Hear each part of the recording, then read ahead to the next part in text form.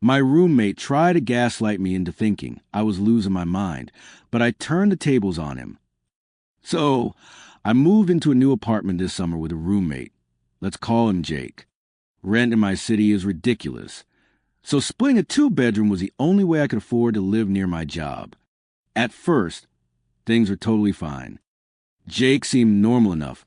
He had a stable job in IT, played video games, and was one of those guys who could talk about sports for hours.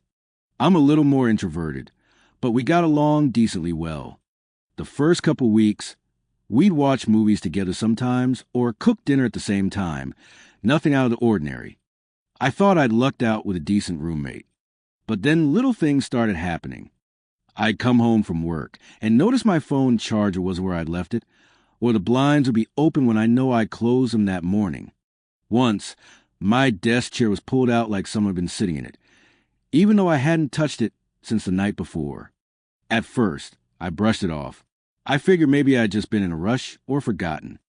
Everyone misplaces things once in a while, right? But it kept happening. One morning, I poured myself a bowl of cereal, left it on the counter while I went to grab my phone from my room, and when I came back, gone. Just gone. I looked everywhere, even in the fridge.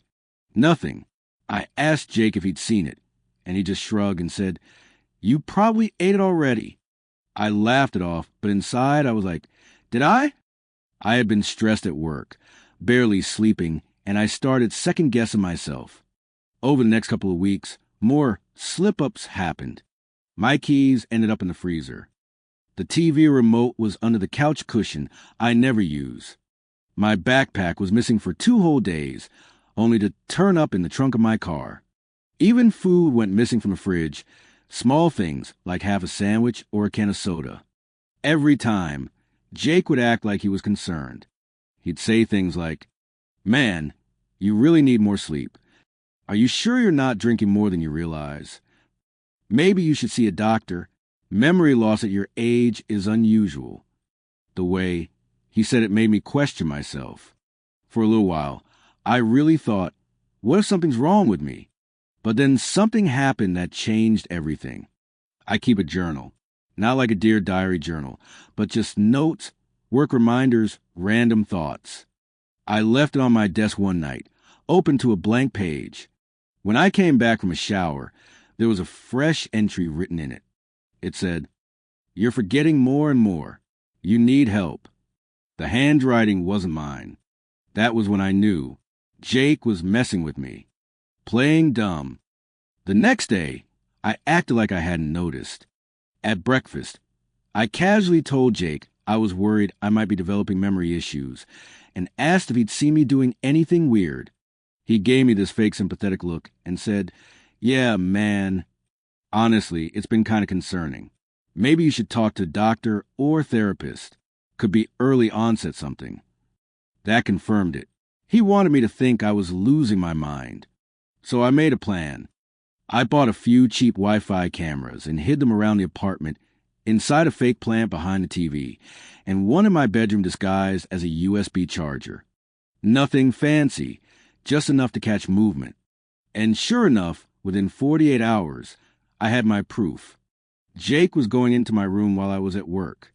He'd move stuff around, write things in my notebook, and even once unplug my alarm clock just to mess with me. The kicker? He'd sit there and smile while doing it. Like he was proud of himself. Like this was some elaborate joke, only he was in on. Once I knew for sure, I decided to see how far he'd take it. The next time something weird happened, I acted confused. Man, I could have sworn I left my shoes by the door. Now they're in the bathroom. This is getting freaky. Jake just nodded seriously and said, "Yeah, you're definitely forgetting things. You might need medication." He even started telling mutual friends little stories about me. I didn't realize it until one of them asked if I was okay, because Jake mentioned I'd been acting off. That was the moment I realized he wasn't just trying to mess with me in private. He was laying the groundwork to convince other people that I was unstable. That's not a prank. That's character assassination. I decided to end it. That weekend, I invited a couple friends over, people Jake barely knew. I set it up like a casual hangout, beers, video games, nothing suspicious. Right before they arrived, I queued up the latest recording on the TV. So when my friends walked in, they were greeted by footage of Jake sneaking into my room, scribbling in my notebook, moving my shoes, and laughing to himself. The look on his face was priceless. He tried to laugh it off, say it was a prank, but my friends weren't buying it. One of them straight up told him, "Dude, this isn't funny. You're trying to make him think he's insane."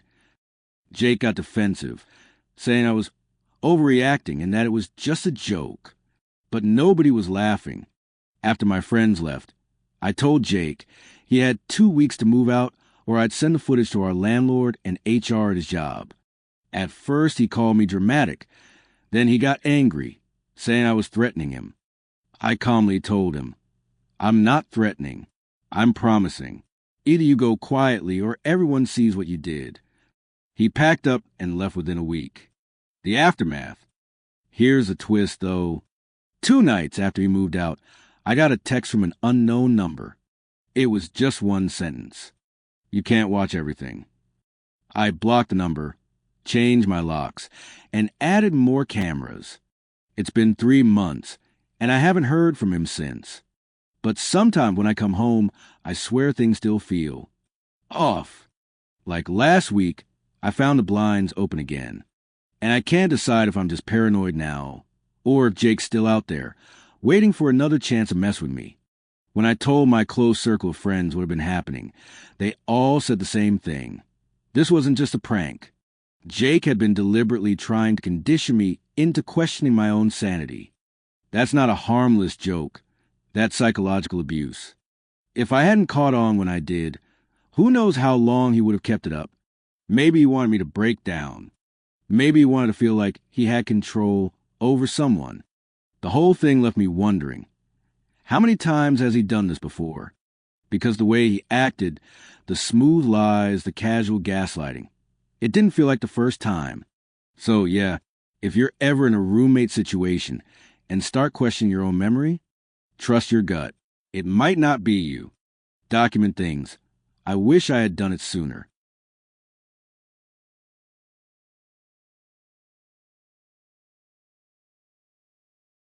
Thank you for watching. I hope you enjoyed this video. Please make sure to like, subscribe, and enable notifications to not miss any more stories. Thanks.